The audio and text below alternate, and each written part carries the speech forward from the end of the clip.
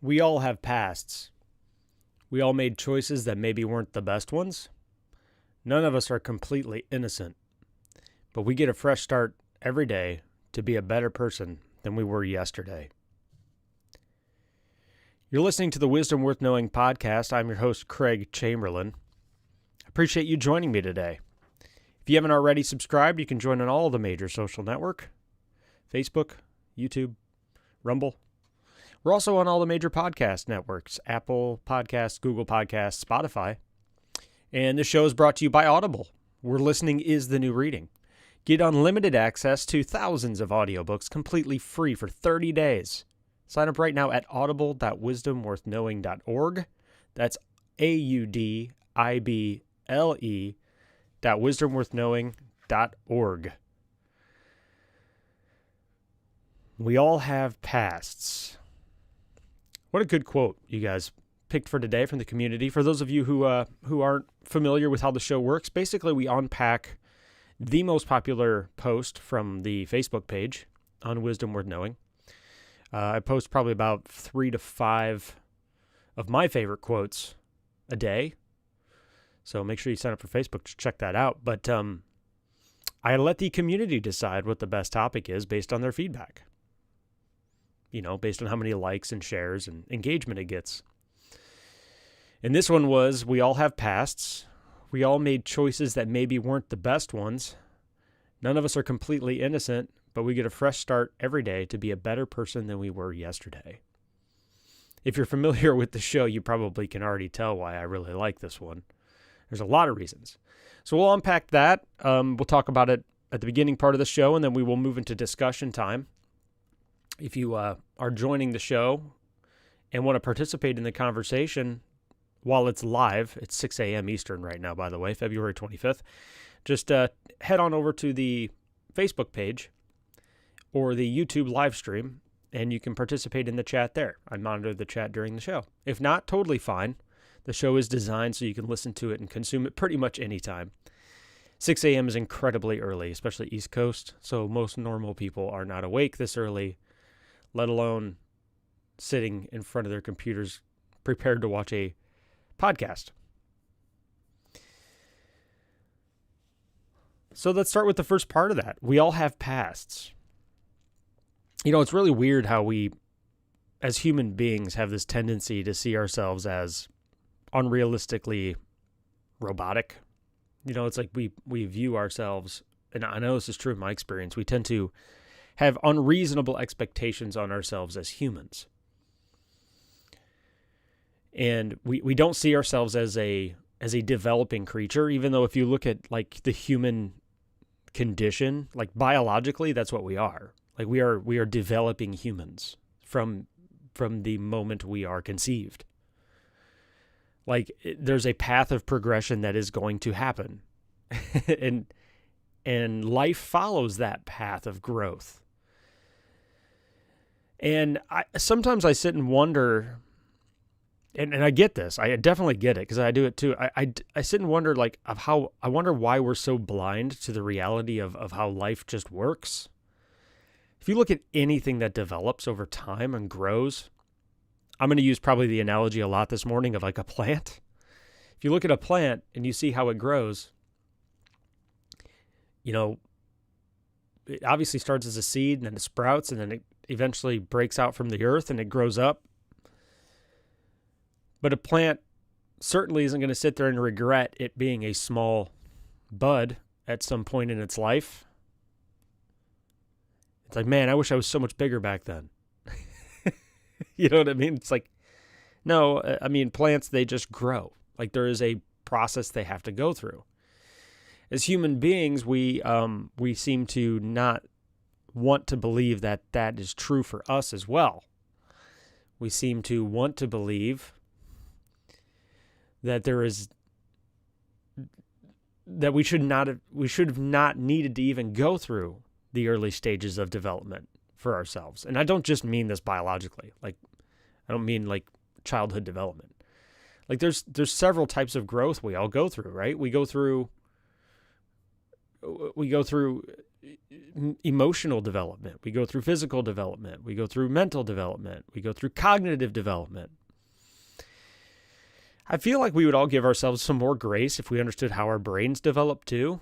I'm not an expert in the area of brain development, but what little I do know about cognitive development, especially when I started raising kids and I started to kind of learn a little bit more about how our brains develop as humans, is like, even in terms of thinking abstractly and how our emotions change over time and how we learn to reconcile our emotions. Like, we're all humans, right? Like, we all have to go through this process, and we all do develop at different rates. Believe me, all this is leading somewhere. Though we all have pasts, the very first part of this quote is an open admission that we all have grown. We're all going or have gone through stages of setbacks, stages of disappointment, stages of being immature. Like, we all have pasts. We all have embarrassing moments, frustrating moments, annoying moments, good moments, but we all have an accumulation of things that have happened to us and things that we've made mistakes on and things that we've just naturally not done well. Like, we do. We just all have that. And acknowledging that at the forefront of anything that we're dealing with today is incredibly valuable, especially if we see ourselves as a developing human. I don't know what it is, and maybe you guys can offer me an explanation for this that makes sense. I mean, I've got some ideas, but maybe you can offer me a better explanation. I do not know why we look at ourselves and we expect perfection, when literally nothing else in reality is perfect. Nothing. Like, literally nothing in observable reality. Almost everything is in development or in a stage of development or growth. And any living thing. So we all have these pasts. And then the next part is we've all made choices that maybe weren't the best ones. Well, of course we have, right? There's depending on the environment we've grown up in, depending on the circumstances surrounding our growth, depending on our experience at the time we made those decisions, depending on whether we fell into a trap, because life has many, many traps. We didn't have experience. So we did make choices that maybe weren't the best ones, hopefully. Because what's the alternative? If we didn't make choices, then we didn't exist. And inevitably, because we make choices, we're going to make bad ones. That's part of experience, right? That's part of being a human being. Hopefully we've made choices. If we have made choices in our life, and we talked about that yesterday, you're free to choose, but you're not free from the consequences of those choices. But if we've made choices, then we've certainly made ones that weren't the best ones. I'm making choices today that already aren't the best ones. I mean, that's just part of reality. We're first of all, we have finite knowledge. We don't have any concept of all of the ways our choices are affecting ourselves and others. We just don't have that information, and we never will. So, of course, we're going to make decisions that aren't the best ones. We still are actively making decisions that aren't the best ones. Hopefully, we're just making decisions. That's, for some people, that is difficult. Making any choice because we get into the analysis paralysis. And then if we are making choices, they aren't the best ones. So then we move on to the next part of this quote, which says, none of us are completely innocent. Now that one's perfect. All right. Who among us is perfect? Are we unreasonably comparing ourselves to an illusion?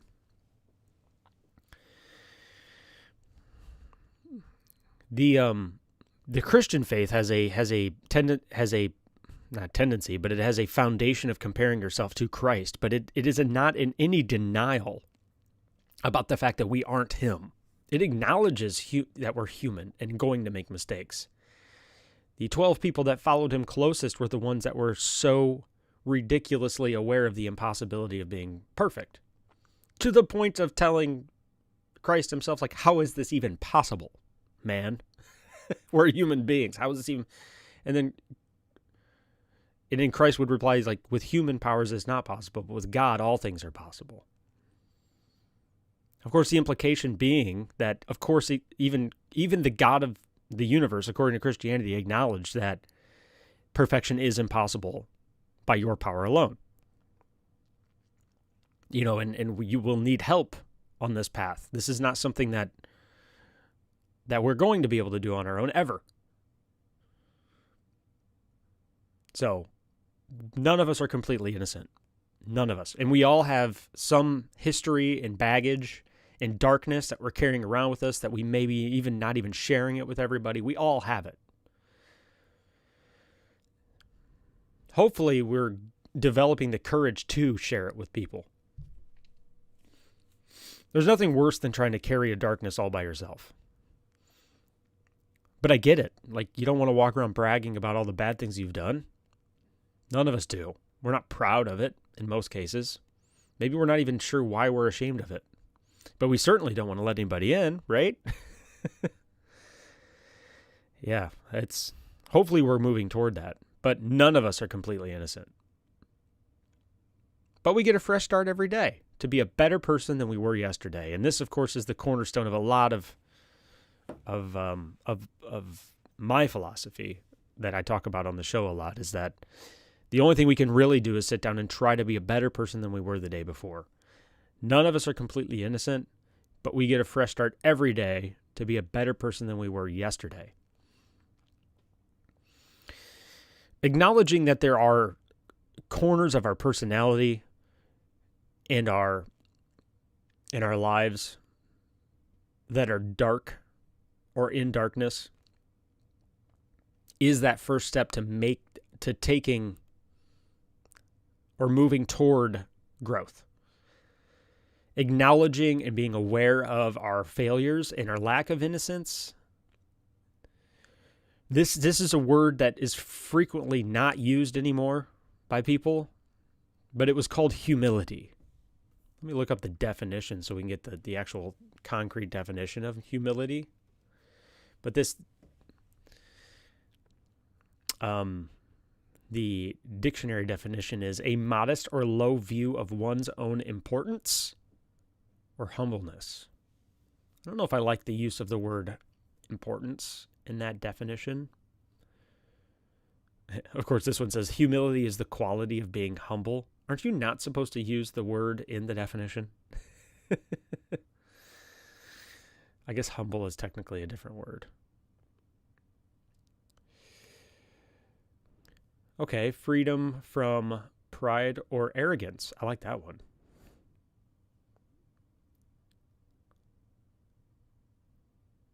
Interesting. Anyways, I'm not going to get caught up in these definitions, but that's a good one. Freedom from pride or arrogance. Humility.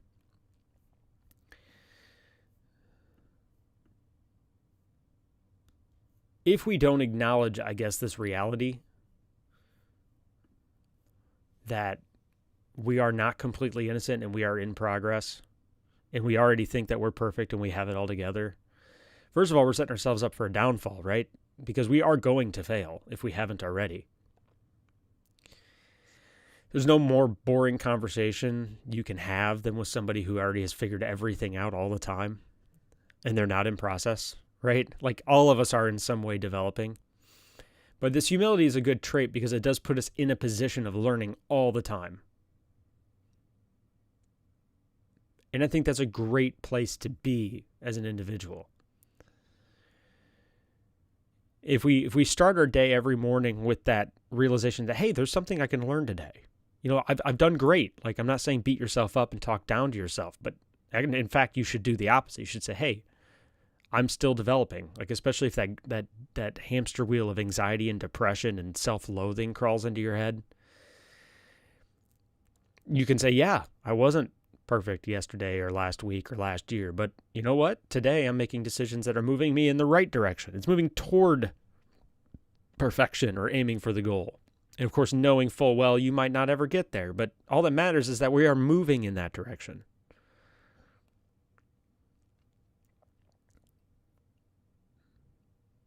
And if we don't stop to actually take the time to acknowledge the fact that we've actually had failures,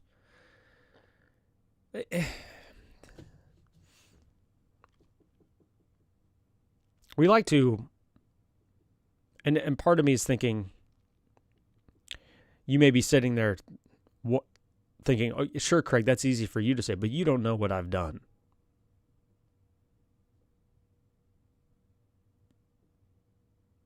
It doesn't matter. It's done.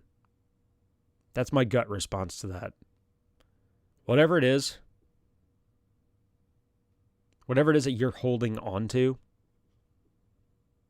you can even close your eyes and visualize yourself doing it because you know specifically what it is. It haunts you. It keeps you up at night. Turns you red thinking about it. Makes your blood boil. Makes your skin flush in embarrassment. Whatever it is,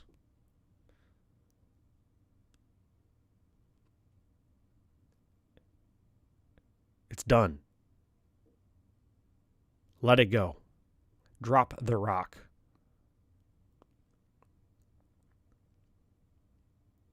The only way to move forward with things that are so heavy and so devastatingly haunting is to drop them. These things weigh you down. Regret, bad decisions, painful memories. Life is hard enough carrying a load, caring enough about what's immediately around you. It's tremendously heavy as it is. You don't need to carry more weight. This is why I believe and have come to believe, because at one point I was agnostic, I have come to believe that Christianity is the ultimate solution to this darkness, this weight problem. Unconditional forgiveness is the cornerstone of being able to walk with a less heavy load, to walk in freedom, to function with regret. Because even accepting this forgiveness can take a tremendous amount of time. Accepting the reality that we all have dark pasts, and that if we don't just accept the forgiveness that was given to us, that eventually the weight of that past will crush us. Because we don't get stronger over time physically, always. And I get it. Carrying that around with you, you're afraid if you don't carry it around with you, if you don't carry that weight around with you, you're afraid that you'll do it again. Or, oh no, that keeps me in check. And I guess there's some truth to that. There's some truth to carrying around your regrets all the time so that you think it makes you a better person. And maybe for now it does, but hopefully you're aiming toward eventually dropping that weight, even if it's a little bit of it every day. Because motivation built on regret and fear and guilt doesn't last forever. That motivation will burn out. But forgiving yourself, motivation built on gratitude because you've been forgiven, you have a second chance, third chance, fourth chance, fifth chance, 100th chance. Opportunities built on love and forgiveness rather than regret and guilt. Now that's a foundation that is limitless.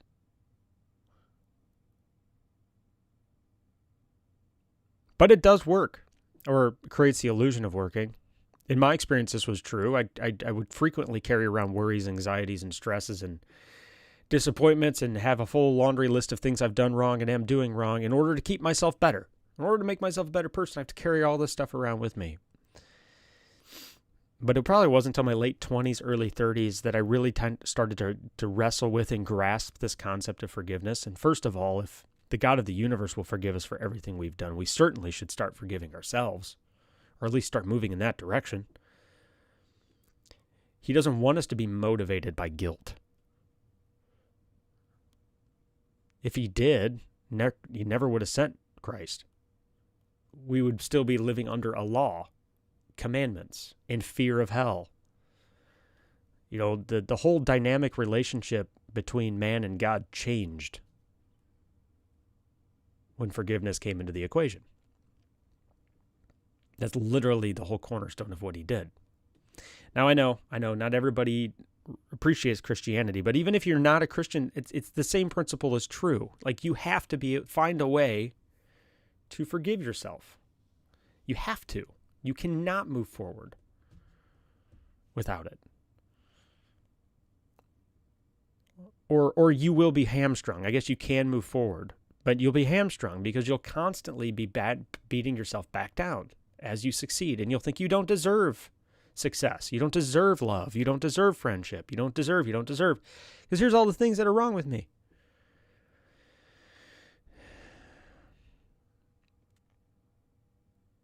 I guess I'm here to tell you that it seems to work, and maybe that's what you need to do for now, but there is a better way. And if you don't do it through Christianity, that's fine, but find a way to forgive yourself for that so you can continue to move forward. And I get it. I do. I'm seriously, I carry around, I've got a past. I have history. I've made plenty of mistakes. Nobody is more aware of that than I am. I know me very well. But I have learned that I do a better job of being a better person if I forgive myself rather than hold on to it and beat myself into good behavior. And there is a book, it is called Drop the Rock. It is originally it's an addiction book, but it still works for everybody, I think. But there's a quote in it. It says, God does not open flowers with sledgehammers. You cannot beat yourself into development. You cannot use the weapons of guilt, the weapons of anxiety, the weapons of worry, the weapons of regret to beat yourself into being a better person. It is better to just accept what you've done, forgive yourself for it, and then that will at least cultivate the soil or create the foundation for you to continue growing. And that's going to just take time after that. And we're not going to do this perfectly. We're not going to forgive ourselves perfectly, but we got to keep moving in that direction, you know? Excellent choice for yesterday's quote. We all have pasts. We've all made choices that maybe weren't the best ones. Guarantee you that. None of us are completely innocent, but we get a fresh start every day to be a better person than we were yesterday. So we're going to be moving into discussion time here. If you want to participate in the conversation, just head on over to Facebook or YouTube's live stream. And I will read the comments out loud on the show, so you don't have to be in the chat in order for the discussion time to work for you. And we will discuss those as those comments come through. I don't expect a whole lot of activity, like I said, super early in the morning. But before we move into the discussion time, Wisdom Worth Knowing is brought to you by Amazon Audible. If you're like me and you love reading but don't have the time, then Audible audiobooks may be the perfect solution for you. With Audible, listening is the new reading. You can pop in your earbuds and discover that next exciting adventure or expand your knowledge from any PC, Mac, Android, Alexa, or Apple device. And check this out. Because you listen to this show, for a limited time, you can get instant access to thousands of audiobooks from Audible's Premium Plus catalog, completely free. Just visit audible.wisdomworthknowing.org right now and take advantage of a free 30-day trial. That's right. For 30 days, you'll get full access to Audible's Premium Plus catalog, as well as an additional free title of your choosing, any book at all. If you discover audiobooks aren't for you, no problem. You can cancel instantly online. That's it. It's that simple. 2 years ago, audiobooks began to change my life, and they may change yours too. Pause this podcast and head over to Audible. That's audible.wisdomworthknowing.org and sign up right now. The titles on there are quite good. Actually, if you go to the audible.wisdomworthknowing.org, you will actually see a thumbnail preview of all of the books that are free. And they're all really good ones, really popular, including New York Times bestsellers. So it's not like the free library of books nobody wants to listen to. There's a lot of really good ones on there. So it's a good opportunity to kind of experiment. So let's move into the discussion time. Randy says 2 times in jail and Mississippi, but with God first, sky is the limit. Now certified electrician. So here's a gentleman that's awesome. First of all, like that's a good definition of literal hell. Like being through literal hell, facing jail time. I mean, for decisions we've made. And then you've got a redemption story now, right? You've been in darkness. And not everybody comes out of that darkness or that dark place. That's awesome. Sky is the limit. What's weird is we think that since we've made bad choices that we assume we don't have any potential anymore. I don't know why we think that. Most of the people who are the strongest people I know have been in very, very dark places, and that's how they got there. That's how they got the strength. It's a completely different mindset when you realize that hardship, even if it's self-inflicted, produces perseverance and strength. And then we get super embarrassed about the hardships we've endured. But those hardships are like the foundation of our current strength. And sure, yeah, we could have avoided it. But we were human beings and we made mistakes. It's really hard to get to the point of realizing that we are just human beings in development. I get it. I do it too. Randy also says, drop them. Drop the rocks. Don't carry them around with you. Even if you got to drop one little rock every day, start moving toward it. And Cindy says, yes, forgiveness is key. I mean, what's the alternative, right? The alternative is, and I get why we hang on to things, kind of like I said earlier. I think we hang on to things because we're afraid if we drop them that we'll repeat them, the mistakes. And guilt and worry and anxiety, they do work. They just don't work really well. I think they change our behavior, but they don't change our hearts. And they do motivate us, but they aren't effective long-term motivation tools.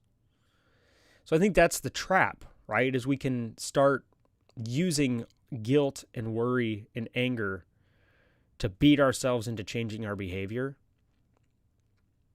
But that behavioral change is just external. It just changes our behavior. It doesn't change our heart. I think in order for us to be able to change our hearts, we have to move to a better form of motivation. I mean, I think maybe it does even change our heart, but it doesn't change our heart for the better. Like it actually like sucks us dry almost instead. And so kind of moving past the anger-based motivation and into a more love-based motivation of forgiving ourselves, it may not change our behavior immediately because we've let things go, but it starts to transform our heart into more of one of self-acceptance. And then from that kind of springs genuine behavioral changes. And that's one thing I have kind of noticed in my experience and I think maybe this is part of the reason we struggle with it so much, is that if we forgive ourselves, I don't think it really is super effective in the short-term behavioral change. If we beat ourselves emotionally down, we can change our behavior immediately. But it's not a good long-term solution, like beating ourselves down over and over again. It's like a poison over time, you know? Whereas the other one is actually a heart solution. And while it may not change our behavior immediately, moving toward forgiveness begins to heal that part of ourselves so that we can actually change our behavior, but from a different point. I hope that makes sense. Like the foundation of our behavioral change is a healthier one, which I believe will actually make that change more permanent in the long run. Because it's almost like I've got this sudden visualization where there's there's two parts of yourself. Like there's this thing you did that you regret and you beat yourself up about, and it's kind of like separate from your soul, like kind of floating out there, and there's this constant friction there. And these regrets are kind of beating against you all the time, and you're just kind of using it as a way of pounding yourself into behavioral changes. And it's like a rock, and you're carrying it with you. And then I feel like the process of forgiveness kind of starts to fuse that part of yourself. It kind of assimilates that thing that is floating out there. It kind of allows it to combine or assimilate into your character. So forgiving yourself for that thing, it kind of allows it to become a part of you. It allows you to accept that part of you that you are denying. And if we can learn to assimilate these dark parts of ourselves into our character, into our soul, I think that's really all we can do. And guilt and regret don't allow for that assimilation process. It doesn't allow for that self-acceptance. And so that thing will always be out there beating you. And I think we really do need some way of reconciling all of these regrets that we have. I hope I'm communicating that effectively. The limitations of language on these topics is very difficult. But I hope that I'm communicating it. But being able to assimilate the darkest part of ourselves into ourselves. Peterson alludes to this a lot.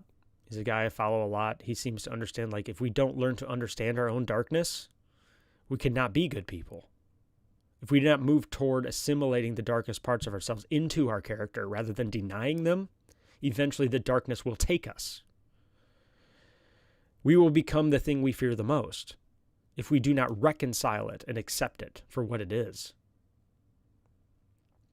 Because only through that acceptance, and remember, acceptance doesn't mean we're going to keep doing it, right?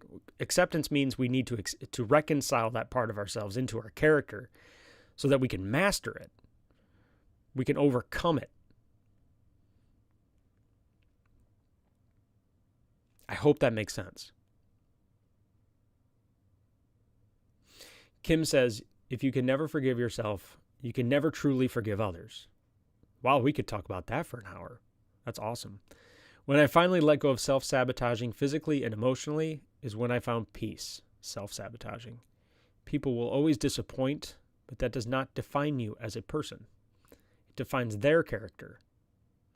I'm grateful for my salvation and trust in Him alone to carry me through. We all have had hard knocks in life that can either break us or make us. I choose today to continue working through obstacles instead of being defeated by such circumstances. It is a process, and it is. It's a lot of work. I love that whole post you made. And there's a lot there, and there are time limitations on the show. But we could discuss that for a long time. Like that first part, we say you can never forgive yourself. If you can never forgive yourself, you can never truly forgive others. That's true. Like if we are angry and if we genuinely believe that guilt and anger and resentment are effective tools for changing our behavior, then we will certainly think that guilt and anger and resentment are effective tools for changing others. And so we will use those weapons on other people. We will use guilt, anger, and resentment on other people. We will make them feel guilty. We will make them angry. We will make them resentful. because we believe these tools work on us. And these are just emotional tools, right? You talk to people who have issues with these problems, they use them because they've worked for them up to that point.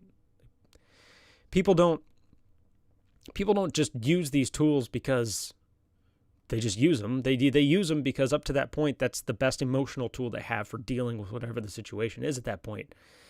But if we embrace those emotional tools as a resolution to our own problems, then like you said, we will use those tools and weapons on other people. If we don't learn to forgive ourselves as a part of growing and loving ourselves as a part of growing, then we will not be able to use that same. If we can't do it to ourselves, we certainly can't do it to other people. If we can't forgive ourselves, we definitely can't forgive other people. If we beat ourselves with guilt and anxiety, then we will beat other people with guilt and anxiety. That's actually an excellent point.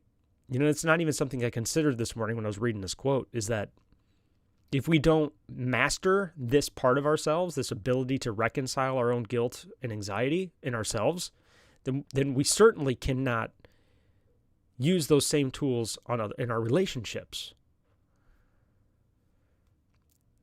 Like you said, if we self-sabotage, when we finally let go of self-sabotaging physically and emotionally, like if we think self-sabotaging ourselves physically and emotionally is effective, then we are going to sabotage others physically and emotionally. If we've accepted those emotional tools as solutions to our problems, then we'll use them. If we're using them on ourselves, we'll use them on others. That's super sobering. That's actually kind of scary.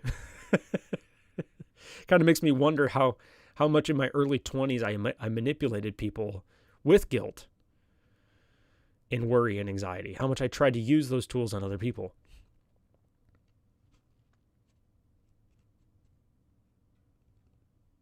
Awesome post, Kim. Thanks for sharing that. Ari says, when I started to think I was able to be as smart as my brother, just changing the way I was. Used to think in the pages people I was going to follow or read. My skills increased. Now I feel stronger and smarter.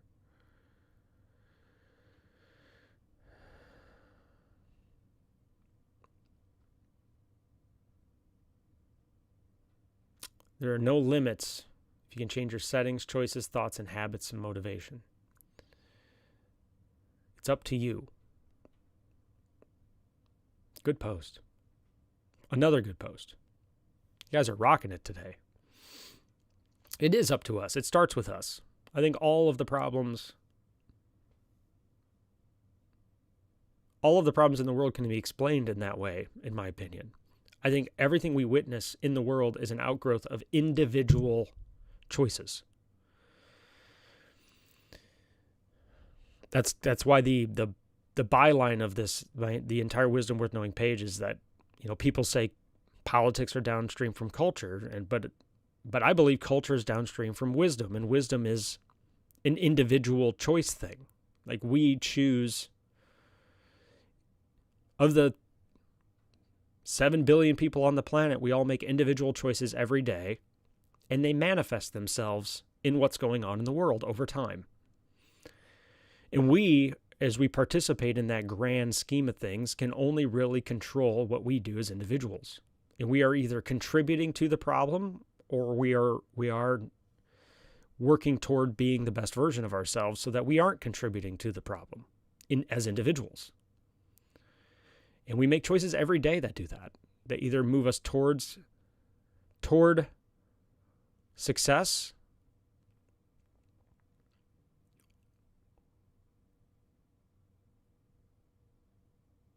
or towards chaos.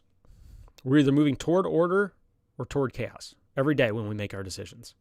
We're either reassembling the parts of life together to make life more complete, or breaking things apart. And it is up to us as individuals. And if we were just smart enough to accept that the small corner of the world that we occupy is really the only corner we have any control over, the sooner we accept that, the easier our lives are going to be, first of all, because we're not going to take responsibility for others, for their choices, I should say. I mean, it is good to actually take care of others, But we're not going to take responsibility for their choices. And we're going to judge people less because we've got plenty of work to do. If we stop and take the time to work on ourselves, like honestly and completely, we are not going to have time for others. And then the better version of ourselves we become will spill over into other people's lives in a positive way. If we become better versions of ourselves, we will positively affect those around us. It is a byproduct of individual growth. I genuinely believe that. The most loving thing we can do is make sure that we are taking care of ourselves and making sure that we are emotionally, psychologically, and physically healthy so that we can pour over into other people. That's the most loving thing we can do for other people. People don't really need rescued.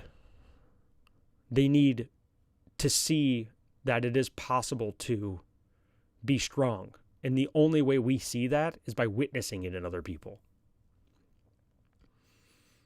Otherwise, it's just words. If people aren't living it,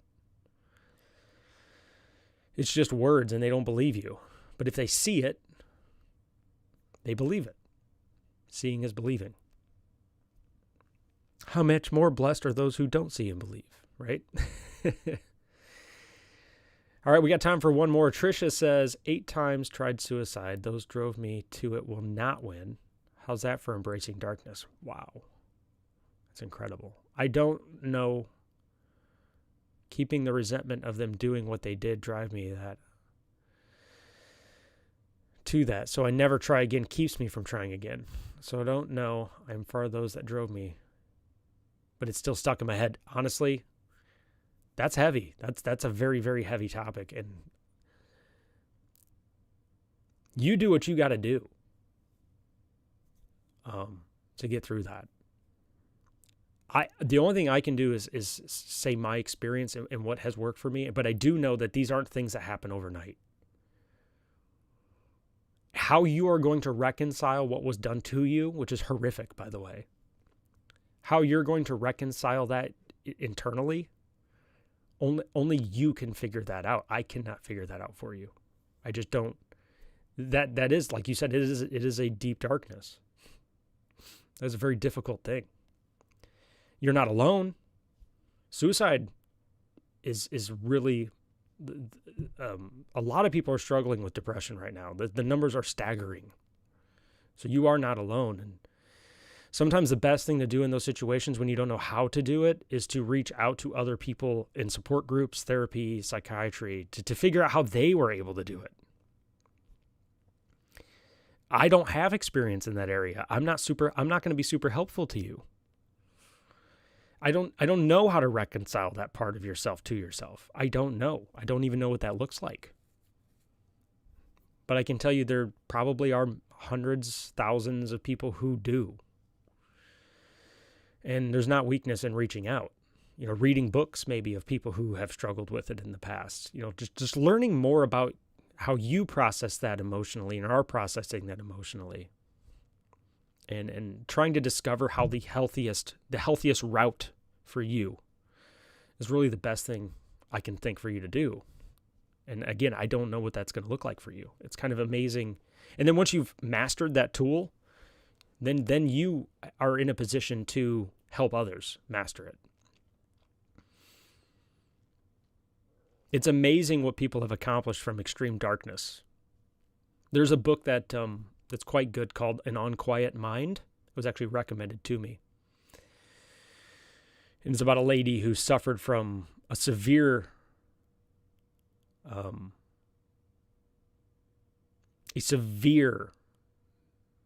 manic depressive disorder. And she was able to not only overcome it, but master it and become a doctor in that area. And it is an amazing story of how dark her life became and how she came out of that darkness. Highly recommend it. But it's a perfect example of each person's individual battle. We don't get to choose our battles in a lot of cases, especially if it's biological and it's a medical condition. But it is a great example of how somebody went to absolute darkness and came out of it. And their story is not going to be your story. Your story is going to be different. Your darkness is going to be different. But just kind of seeing how these are stories we love, right? These are redemption stories. So I want to thank you all for sharing with me today. We're going to close out. And before I go, remember this show is brought to you by Audible, where listening is the new reading. Get unlimited access to thousands of audiobooks completely free for 30 days. Sign up right now at audible.wisdomworthknowing.org. That's audible.wisdomworthknowing.org. We are on Facebook, YouTube, and Rumble, so make sure you subscribe and share and like all of the videos across the board. That does help them get more views, and it actually helps them bump them up on the search results. So anything you can do for that will help the show grow. You can also subscribe on Apple Podcasts, Google Podcasts, and Spotify. If you go to wisdomworthknowing.org, there are direct links to connecting to the show. You can also listen to the show directly on wisdomworthknowing.org. There's a donate button there for anybody interested in monetarily helping the show grow. No problem if you don't want to. Not a big deal at all. So until next time, let's close today with, we all have pasts. We all made choices that maybe weren't the best ones. None of us are completely innocent, but we get a fresh start every day to be a better person than we were yesterday. So let's work on that today. Let's work on being the best version of ourselves we can and be a better version of ourselves than we were yesterday, because that's really all we can do. So I'll see you all tomorrow morning, 6 a.m. bright and early, and we will do it again. Have a great day.